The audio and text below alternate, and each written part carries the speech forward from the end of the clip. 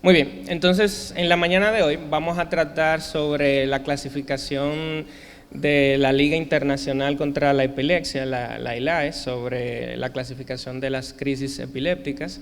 Y básicamente la presentación está basada en la posición que tiene la ILAE con respecto a esta clasificación que fue creada. Vemos que fue en muchos autores. Inicialmente se empezó a trabajar desde el 2023, se envió en el 2024 y ya fue aceptada para febrero de este año. Entonces, haciendo una evolución histórica de cómo ha ido progresando la clasificación e incluso la definición operacional de la epilepsia, vamos a ver que primera vez que se hizo una clasificación desde el punto de vista clínico y eléctrico fue en 1969. Ya más adelante se fue introduciendo lo que fue la clasificación en parcial, parcial simple, parcial compleja en el año 1981 y se buscó un enfoque más etiológico, buscando causas o identificando de acuerdo a la probabilidad diagnóstica en cuanto a diferentes aspectos multidimensionales en el año 2010. Sí fueron creando definiciones que desde el punto de vista operacional y en el 2017 es la clasificación que se venía usando hasta este año, que era basada en el inicio, es decir, epilepsia de inicio focal, epilepsia de inicio generalizado, de inicio desconocido. Y ya para el 2025, que es la que tenemos ahora y vamos a discutir. Entonces, ¿cómo trabajó la ILAE? Bueno, la ILAE creó primero un comité desde el punto de vista ejecutivo. Ellos consideraron una lista de expertos, un total de 37 expertos, trataron de ser equitativos, 19 mujeres, 18 hombres, y buscaron de las distintas distribuciones o regiones de los capítulos de la ILAE, tanto de América del Norte, de América Latina, de África, Asia y África. Entonces, entre ellos, de los 23 expertos, habían epileptólogos de adultos, habían epileptólogos pediátricos y había un neurocirujano. Y se incluyó 4 personas que habían ya participado en la clasificación anterior para mantener esa esencia como tal. Entonces, ¿qué se buscaba? ¿Cuál era el objetivo de la clasificación? Bueno, básicamente, primero quería que se hablara un lenguaje en común, es decir, desde el punto de vista de un diagnóstico clínico, desde el punto de vista si queremos hacer un artículo de investigación, poder usar una misma terminología. Lo otro que queríamos era lograr una mejor aplicación de esa clasificación, es decir, de acuerdo a, independientemente se esté haciendo en un centro que no tenga recursos como en un centro con recursos, pues se hable en un idioma universal. También que sea flexible, a pesar de que tenga un esquema bien estructurado, pero que sea flexible en su utilidad. Y que tenga un enfoque clínico, no tan necesario desde el punto de vista electroclínico, es decir, nosotros podemos hacer la clasificación como tal. Entonces ellos realizan una revisión sistemática, ellos querían saber cuál era como pediátricos en el sentido de qué opinaban de la clasificación pasada. Y básicamente usaron artículos tanto de publicación como artículos que habían sido comentados en los congresos de la ILAE, y básicamente obtuvieron 22 investigaciones. De estas 22, 9 eran estudios que apoyaban la clasificación pasada, 11 consideraban que era parcialmente viable y 2 que era algo inviable, que no lo veían como el camino correcto. Otras revisiones que eran más a base de críticas y comentarios, 10 tenían críticas negativas para la clasificación, 6 tenían una postura neutral y 3 eran opiniones mixtas. Entonces ellos decidieron buscar cuáles eran las fortalezas y cuáles eran las debilidades de esta clasificación del 2017. Básicamente muchos decían que los términos pudieran representar cierta complejidad, que pudieran aparecer subtipos que eran innecesarios, como que no tenían una utilidad clínica clara. También había dudas sobre el primer fenómeno semiológico, que qué tan importante era mencionarlo o si tenía alguna utilidad. Había mucha duda en cuanto a la utilización de los términos motor y no motor, si era realmente útil en la práctica clínica. y también en cuanto a si era más viable utilizar ya un término de si habían manifestaciones clínicas observables o si no había manifestaciones clínicas observables. Y mucha confusión en cuanto al nivel de alerta, qué término usar, alerta, conciencia, cuál era la traducción correcta al español, al alemán y así. Entonces, también había duda de qué tan necesario era mencionar si una epilepsia generalizada, es decir, era una epilepsia de inicio generalizado, que pudiera ser ciertamente engañoso, y que había cierta ambigüedad en cuanto a la taxonomía. Entonces, los ajustes propuestos fueron, primero, que tengamos reglas taxonómicas. Segundo, diferenciar lo que son clasificadores y descriptores para poder distinguir las crisis epilépticas. Hablando de lo que representa a los clasificadores, ya sea la clase, el tipo de crisis o cómo estaba el nivel de conciencia. Y la semiología puramente va a ser relacionada con el término descriptores. Entonces, se buscaba era prácticamente mejorar los términos y por ende mejorar lo que es la distinción clínica y para las investigaciones.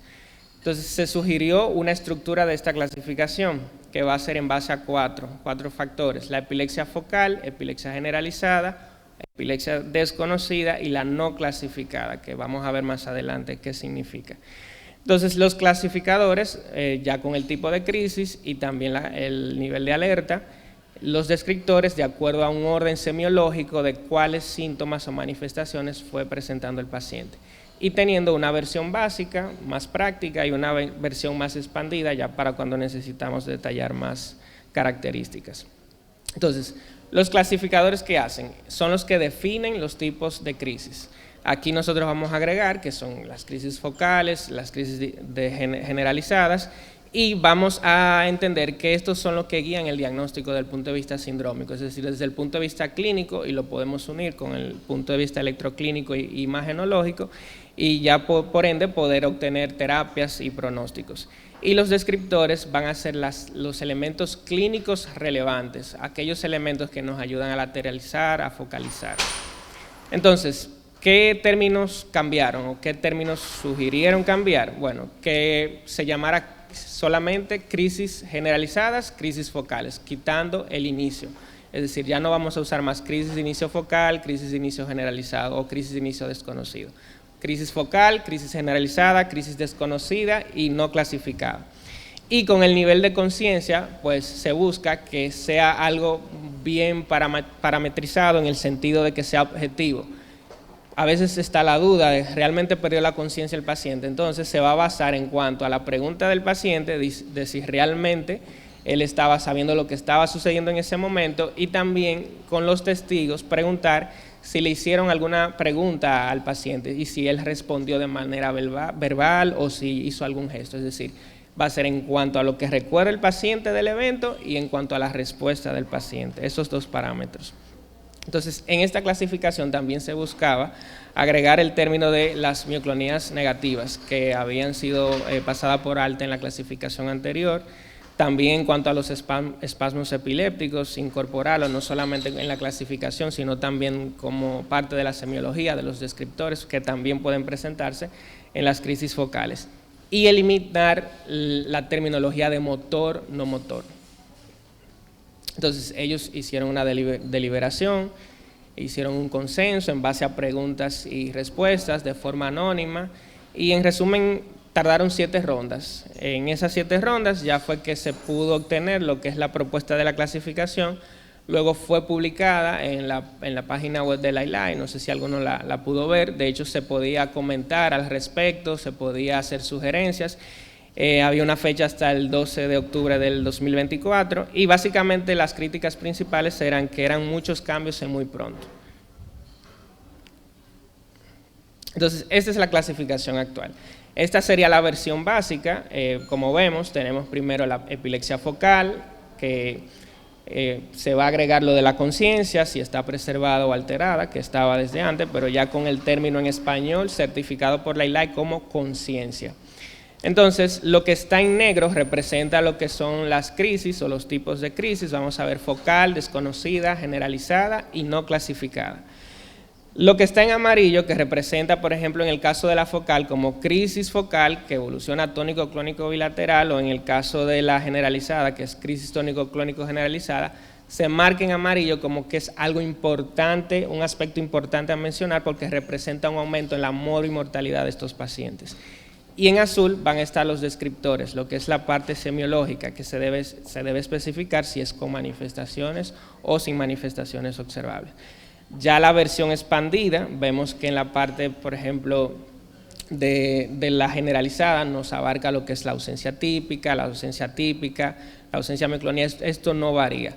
Sí se agregan las mioclonías negativas y los espasmos epilépticos, y hacen una aclaración de que tanto la mioclonía negativa, las mioclonías, los espasmos epilépticos y las crisis tónicas pueden ser elementos descriptores también que pueden estar presentes en las crisis focales, no son exclusivas de la clasificación de la generalizada.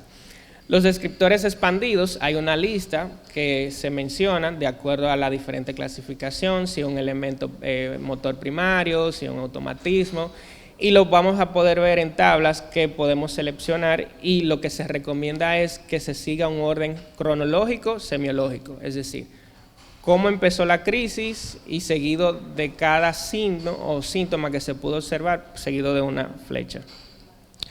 Entonces, la definición de crisis focales sigue siendo la misma, que se originan en una red que es limitada a un hemisferio, pueden localizarse de manera muy localizada, pueden distribuirse ampliamente, tanto cortical como subcortical. En la evolución atónico-clónico bilateral se hace hincapié de que puede haber un deterioro o alteración de la conciencia, seguido de desactivación tónica, y la fase clónica con una disminución progresiva, que eso ya lo teníamos desde antes.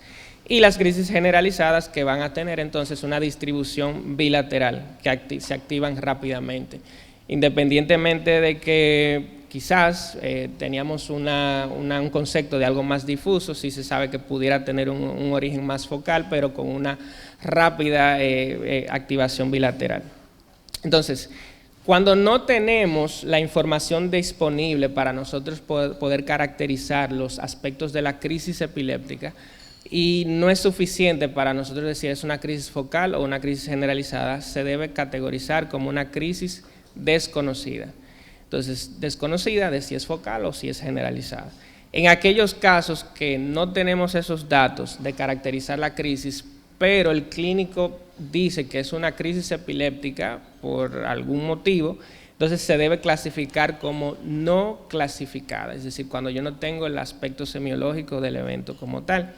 Ya posterior, si aparecen otros datos, ya sea si nos proveen videos, si por estudios electroclínicos, podemos reclasificarla, o sea, si es focal, si es generalizada.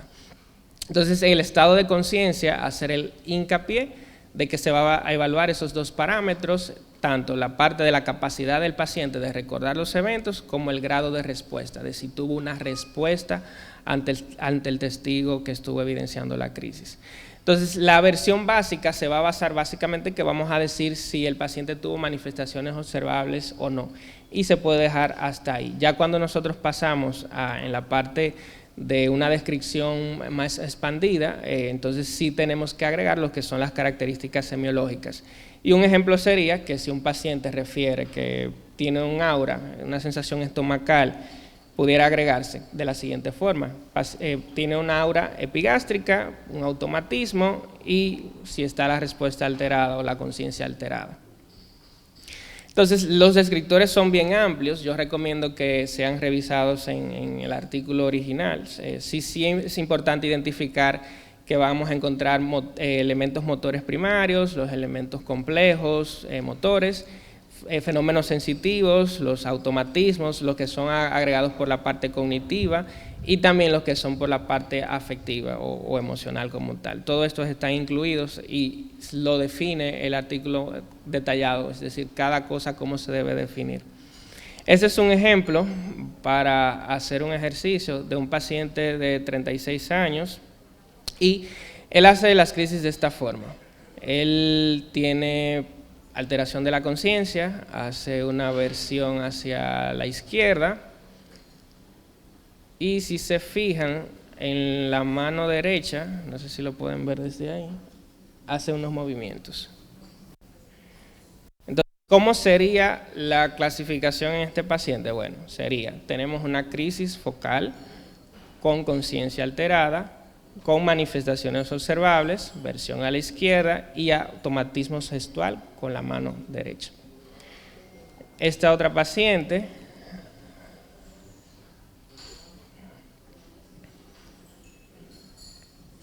básicamente, ¿qué hace la paciente? Bueno, vemos que hace automatismos oroalimentarios, hace automatismos de la mano derecha y una postura distónica del miembro superior izquierdo como tal. Entonces, ¿cómo sería la clasificación? ¿Alguien se anima a mencionarla? ¿Cómo sería? Vamos a ayudarlo. Crisis focal con conciencia alterada, manifestación observable. Ella refiere un aura que, aunque no se ve obviamente en el video, pero lo refiere, que tiene una sensación estomacal. Entonces, aura epigástrica, que es lo primero que ella siente. Hay alteración de la conciencia, automatismos oroalimentarios, automatismos gestuales y postura distónica de la mano izquierda. Si pensamos, wow, y vamos a poner todo eso en la historia clínica, pero sí, es importante, porque esto es lo que nos va a ayudar a lateralizar, localizar y poder identificar ya en los estudios complementarios qué debemos buscar, en qué zona debemos buscar, y pienso que sí es muy útil. Entonces, las crisis generalizadas, redes bilaterales, no obligan lo que es una subclasificación de motor o no motor, por la confusión de que hay ausencias que pueden tener mioclonías palpebrales y esto que no se tomaba como en cuenta. Y, por ejemplo, en las crisis mioclónicas tónico-clónicas, entonces es algo que pasa a un lado, lo de usar el no motor. Entonces, los espasmos epilépticos ya reconocidos como un tipo de crisis generalizada, también que pueden ser utilizados como descriptores en la parte semiológica de las focales o incluso cuando estamos ante una desconocida, y representa un diagnóstico importante desde el punto de vista sindrómico y para lograr un tratamiento oportuno. Entonces, en resumen, estos son los cambios. Términos que son más simplificados: focal, generalizado y desconocido, conciencia como clasificador, memoria-respuesta, la eliminación de motor, no motor en las crisis generalizadas, los espasmos epilépticos son agregados y el reconocimiento del mioclono negativo. Entonces, es más simple, quizás más fácil, porque en la del 2017 teníamos hasta 63 tipos de crisis clasificables, ahora solamente 21 tipos de crisis. Claro que siguen siendo las 4 clases principales, que es más flexible y quizás más útil para el operador. Entonces, en conclusión, sí parece ser más adaptable para los diferentes niveles de atención en aquellos que hay recursos y no recursos.